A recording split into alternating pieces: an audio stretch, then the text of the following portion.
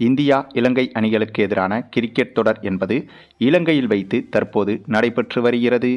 இதில் சமீபத்தில்தான் இந்த இரு அணிகளுக்கு எதிரான T20 தொடர் நடந்து முடிந்திருந்தது. அதனைத் தொடர்ந்து இப்போது ஒருநாள் போட்டிகள் கொண்ட தொடர் நடந்து வருகிறது. இந்த ஒருநாள் தொடரிலும் கூட ஏற்கனவே 2 போட்டிகளில் இந்த இரு அணிகளும் விளையாடியிருந்தது. அந்த 2 போட்டிகளிலும் இந்திய அணிதான் வெற்றியும் பெற்றது. அதனைத் தொடர்ந்து சற்று முன் 3வது ஒருநாள் போட்டி தொடங்கியது.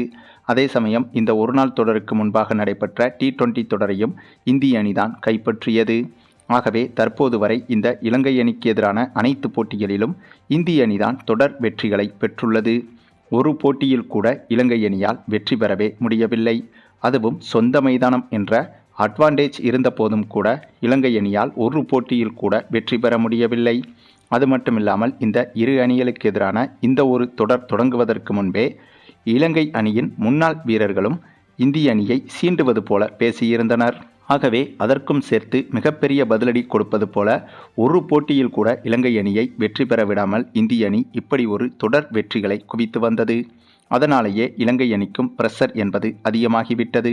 இந்தளவுக்கு தொடர் தோல்விகளுக்கு பதிலடி கொடுக்கும் விதமாகவும் தொடர் தோல்விகளிலிருந்து மீண்டு வரும் விதமாகவும் ஒரு போட்டியிலாவது எப்படியாவது வென்றுவிட வேண்டும் என்றுதான் ஒவ்வொரு போட்டியையும் இலங்கை அணி சந்தித்து வருகிறது.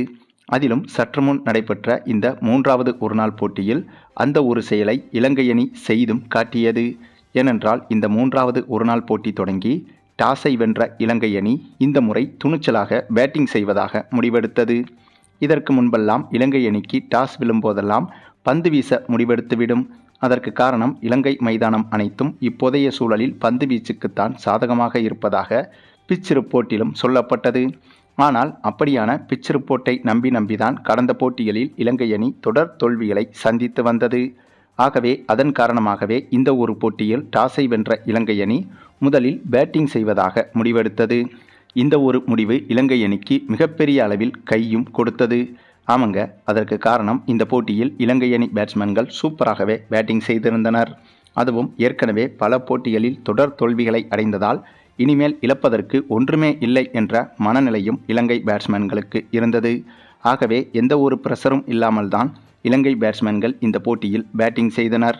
அந்தளவுக்கு எந்தவித நெருக்கடியும் இல்லாமல் சுலபமாகவே இலங்கை பேட்ஸ்மேன்கள் பேட்டிங் செய்தனர். ஆனால் கடைசி சமயத்தில் குறிப்பிட்ட சில ஓவர்களில் இலங்கை அணி பேட்ஸ்மேன்கள் விக்கெட்டை இழந்ததால் மிகப்பெரிய இலக்கை அடைய வேண்டிய இலங்கை அணி 321 ரன்கள் மட்டும்தான் எடுத்திருந்தது. இதுவே மிகப்பெரிய இலக்குதான். ஆனால் ஆரம்பத்தில் இலங்கை அணி இந்த போட்டியில் பேட்டிங் செய்ததை பார்க்கும்போது இந்த 3வது ஒருநாள் போட்டியில் கண்டிப்பாக 400 ரன்களை கடந்துவிடும் என்றுதான் எதிர்பார்க்கப்பட்டது. ஆனாலும் கடைசி நேரத்தில் இந்திய அணியின் சிறப்பான பந்து வீச்சால் இலங்கை அணியை 321 ரன்களில் கட்டுப்படுத்தியது இந்திய அணி. அதே சமயம் இந்த 321 ரன்கள் என்பது இந்திய அணிக்கு மிகப்பெரிய இலக்கா என்று கேட்டால் கண்டிப்பாக கிடையாதுங்க. அதற்கு காரணம் கடந்த போட்டிகளை ஒப்பிட்டு பார்த்தால் இந்திய அணி சாதாரணமாகவே 400 ரன்களை தாண்டி எடுத்திருக்கிறது. இதனால் இந்த ஒரு இலக்கு என்பது இந்திய அணிக்கு பெரிதாக இருக்காது என்றுதான் எதிர்பார்க்கப்பட்டது. ஆனால் அதே சமயத்தில் இதற்கு முன்பு இந்திய அணி அதிகபட்சமாக எடுத்த ரன்கள் அனைத்தும் முதலில் பேட்டிங் செய்து எடுத்த ரன்களாகும். ஆகவே இரண்டாவதாக பேட்டிங் செய்யும் போது டார்கெட் என்பது கண்முன் இருப்பதால் ஒவ்வொரு ஓவரிலும் பிரஷர் என்பது அதிகரித்து கொண்டே இருக்கும். அதன் காரணமாகவே இரண்டாவதாக பேட்டிங் செய்யும் அணி 300 ரன்களை சேசிங் செய்வது என்பது கொஞ்சம் கடினமான விஷயம்தான். அப்படிப்பட்ட சூழலில்தான் இந்த ஒரு போட்டியில் இந்திய அணியும் பேட்டிங் செய்ய களமிறங்கியது. அதிலும் இந்த முறை இந்திய அணியின் பேட்டிங் வரிசையில் புதிதாக மாற்றங்களும் செய்யப்பட்டிருந்தது. ஏனென்றால் இதுவரை பெரிதாக வாய்ப்பு கிடைக்காத மற்ற இளம் வீரர்களுக்கு இந்திய அணி இந்த போட்டியில் வாய்ப்பு கொடுத்திருந்தது. குறிப்பாக ஒருநாள் போட்டியில் சீனியர் வீரர்களாக விளையாடி வரும் ரோஹித் சர்மா, விராட் கோலி, சுப்மன் கில் உள்ளிட்டவர்களுக்கு இந்த போட்டியில் பேட்டிங் செய்வதற்கு வாய்ப்பு கொடுக்கப்படவில்லை. அவர்களுக்கு பதிலாக மற்ற பேட்ஸ்மேன்களுக்கு வாய்ப்பு கொடுக்கப்பட்டிருந்தது. அப்படியாக இந்த போட்டியில் பேட்டிங் செய்ய களமிறங்கிய இந்திய அணியில் KL ராகுல், சஞ்சு சாம்சன், இசான் கிசான், நிதிஷ்குமார் ரெட்டி என இவர்கள் அனைவருமே ஓரளவுக்கு சூப்பராக பேட்டிங் செய்திருந்தனர். இவர்களின் சூப்பரான பேட்டிங்கால் இந்திய அணி இந்த இலக்கை எட்டும் அளவுக்குத்தான் விளையாடி வந்தது.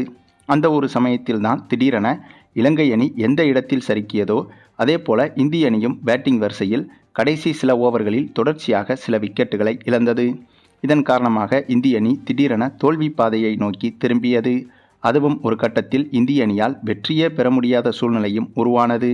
கிட்டத்தட்ட கடைசி 2 ஓவர்களில் 30 ரன்கள் தேவை என்ற சூழ்நிலை இருந்தபோது அந்த நேரத்தில் சூரியவன்சி மட்டுமே இந்திய அணிக்காக பேட்டிங் செய்து வந்தார். நல்ல வேளையாக சூரியவன்சி இருந்ததால் அந்த ஒரு கடைசி நேரத்தில் 3 சிக்சர்களும் 1 பவுண்டரியும் அடித்து இந்திய அணியை வெற்றிக்கு மிக அருகில் கொண்டு சென்றார் சூரியவன்சி.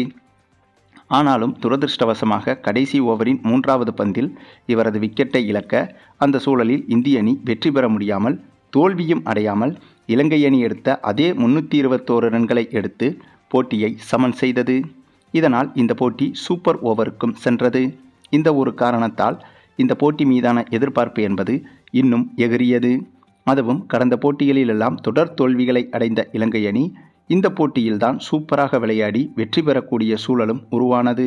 ஆனால் அப்படிப்பட்ட சூழலையும் கூட கடைசி நேரத்தில் நம்முடைய சூரியவன்சி மாற்றிவிட்டார் என்றுதான் சொல்ல வேண்டும். பின்னர் இந்த போட்டியில் சூப்பர் ஓவரில் இந்திய அணிதான் முதலில் பேட்டிங் செய்தது.